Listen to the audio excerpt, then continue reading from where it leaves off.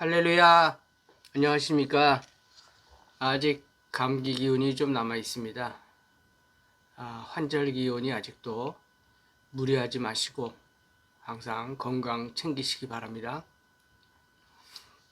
본시의 저작 배경에 대해서는 여러 가지 견해들이 있지만 바벨론의 느부갓네살에 의해 예루살렘이 함락되고 남유다 왕국이 멸망한 사건을 그 배경으로 보는 견해가 많습니다. 본시의 배경이 BC 586년에 있었던 바벨론에 의한 예루살렘 멸망 사건임을 전제로 하면 다윗 시대의 아삽은 450여 년을 거슬러 올라가야 합니다.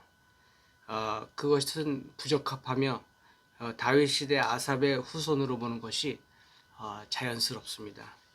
실제로 다윗 시대 아삽뿐 아니라 그의 후손들은 찬송하는 자들로서 바벨론 포로에서 돌아와 찬송을 하는 일을 수행하였습니다.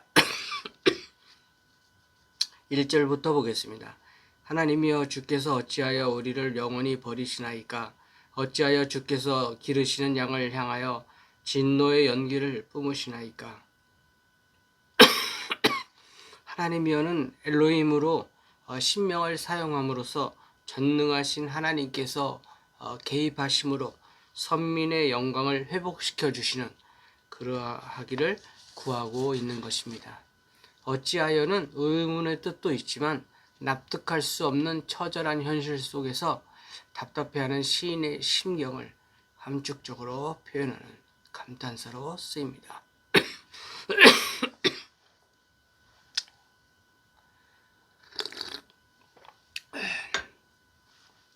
시인은 영원이라는 표현을 사용하여 이처럼 버린 상태가 지속될 것에 대한 불안한 상태가 엿보이고 있습니다. 당시 바벨론은 근동의 강자 아수르를 무력화시켰을 뿐 아니라 애국과의 전쟁에서도 승리를 하여 그 위세를 크게 떨치고 있습니다. 따라서 이처럼 강성해가는 바벨론이 멸망당하거나 그들로부터 자신을 해방을 기대한다는 것은 현실적인 상황에서 무척 어려워 보이는 일이지요. 진노의 문자적 의미는 코에서 뜨거운 콧김이 나온다는 이야기입니다. 진노를 콧김에 나오는 것에 빗대어 표현한 것은 사람이 극도로 격노할 때 코에서 더운 콧김이 나오고 콧구멍이 팽창되는 것을 말하는 것이지요. 또한 시인은 하나님께서 진노를 발하시는 대상을 주의 치시는 왕으로 묘사하고 있습니다. 하나님과 이스라엘의 관계를 목자와 양으로 비유하는 것은 양이 전적으로 목자를 의지하는 것과 또 목자는 양들을 안전하게 돌보아야 하는 의무가 있다는 것을 염두에 두고 표현한 것입니다. 2절 옛적부터 얻으시고 속량하사 주의 기업의 지파로 삼으신 주의 회중을 기억하시며 주께서 계시던 시온산도 생각하소서. 하나님과 이스라엘의 예전의 관계를 상기하며 다시금 자신들에게 구원을 베풀어 달라고 토로하고 있습니다.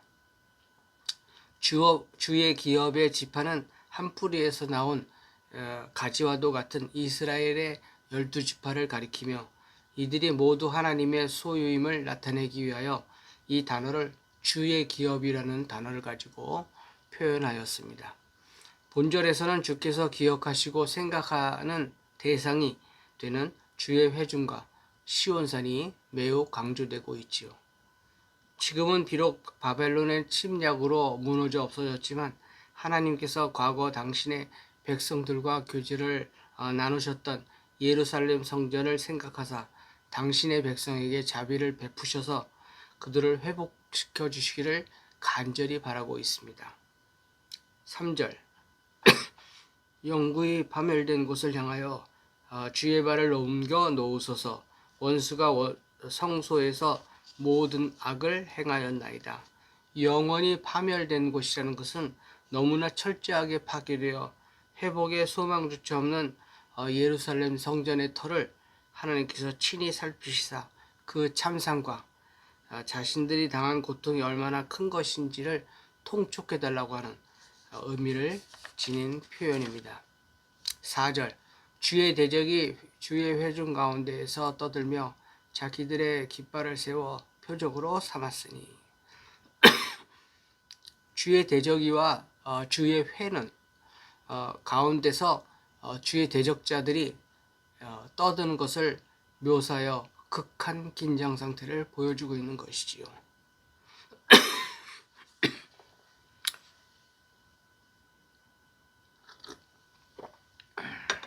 주의 회는 성경에서 이 단어는 하나님의 임재의 상징으로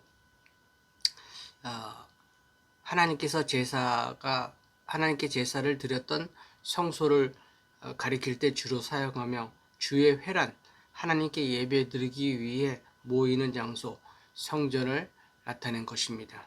고대 근동 사람들에게 있어서 전쟁에서의 승리는 정복자의 신이 피정복자의 신을 이긴 것으로 간주하고 있습니다. 그리하여 정복자들은 피정복자의 신전에 자신들의 신을 상징하는 깃발을 꽂았습니다. 따라서 본문은 파괴된 성전에 더해 이방신을 상징하는 여러 깃발들이 나부기고 있음을 묘사한 것입니다. 이것은 시인은 당시 이방인들에 의해 처절하게 밝힌 예루살렘의 참상을 더욱 생생하게 묘사하고 있는 것이지요. 5절은 넘어가고요. 6절 이제 그들이 도끼와 철퇴로 성소의 모든 조각품을 쳐서 부수고, 조각품이라는 것은 예루살렘 성전의 안팎박에 사면벽에 장식된 그룹과 종려와 핀꽃 장식들을 가리키고 있습니다. 시인은 이제라는 단어와 모든이라는 단어를 사용함으로써 그들의 잔혹스러운 파괴 행각을 정당하게 고발하고 있지요. 7절 주의 성소를 불살하며 주의 이름이 계신 곳을 더럽혀 땅에 엎었나이다.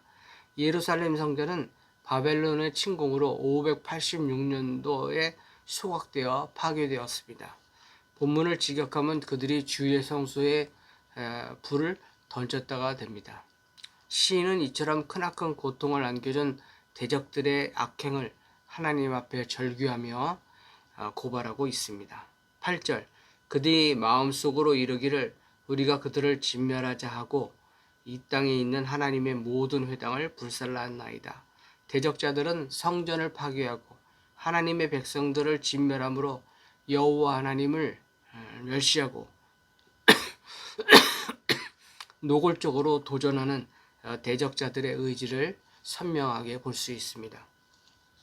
이 땅에 있는 모든 하나님의 회당을 불살랐다는 표현은 이스라엘 땅의 모든 종교적 회합 장소를 불살랐다는 것입니다. 더 나아가서 건물을 불살하는 단순한 행위를 넘어서 이스라엘을 향한 대대적인 종교적 억압과 학대가 이어지고 있습니다.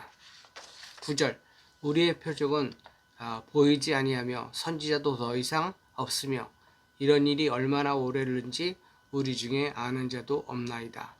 본절 이하 11절까지는요. 이러한 암울한 상황으로 인해 절망에 빠진 하나님의 백성들을 향하여 하나님께 역동적인 구원의 행동을 취하여 주실 것을 간절히 바라고 있습니다. 이러한 새로운 단락은 우리에게 표적이 보이지 아니한다는 암울한 고백으로 시작하고 있지요. 선지자도 없으며라고 하는 것은 하나님의 백성들에게 길을 밝힐 등불도 없이 어두운 길을 가는 것이나 마찬가지라는 뜻입니다.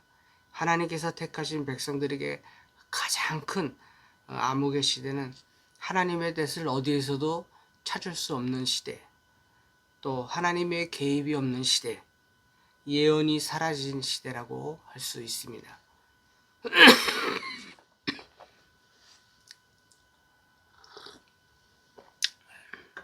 하나님이여 대적이 언제까지 비방하겠으며 원수가 주의 이름을 영원히 능욕하리이까.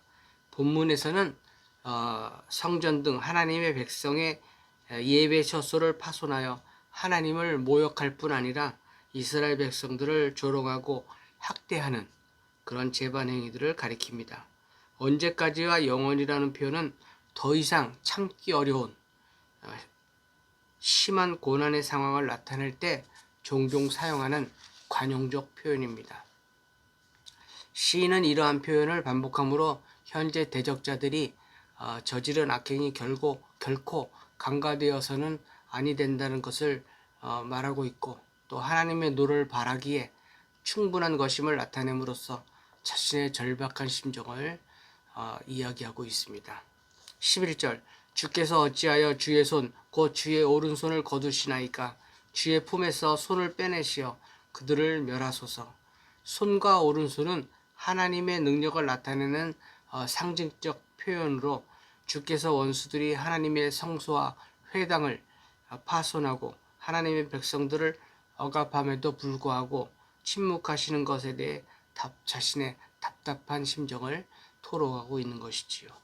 다음 주에는 여전히 미래의 신속한 구원을 청원하기 위한 원수들의 신성모독을 보여주고 또 선민 언약의 반복을 강조합니다. 하나님께서 아파하시는 것은 불신자들의 악한 행위보다 우리 신자들의 불법 행위입니다. 기도하겠습니다. 할렐루야. 사랑과 자비가 충만하신 하나님 아버지 감사합니다. 우리는 죽을 수밖에 없는 연약한 인간입니다. 너무나도 무능하고 무력하여 어리석기 그지없습니다. 우리는 무언가를 아무것도 할 수 없습니다. 주님, 주님의 자비와 사랑으로 우리를 품어주시며 우리의 손을 주님의 오른손으로 꽉 붙들어 주시옵소서. 주님께서 함께 하시지 않으면 우리는 아무것도 할 수 없음을 압니다. 어떻게 해서든지 주님의 십자가 밑으로 나올 수 있게 하옵소서. 시시분분초초 항상 깨어 기도하며 주만 바라보며 나갈 수 있도록 도와주옵소서. 거룩하신 예수 그리스도 이름으로 기도드립니다. 아멘. 받은 복을 한번 세어보십시오. 주의 크신 복을 놀라울 정도로 볼 수 있을 것입니다. 샬롬.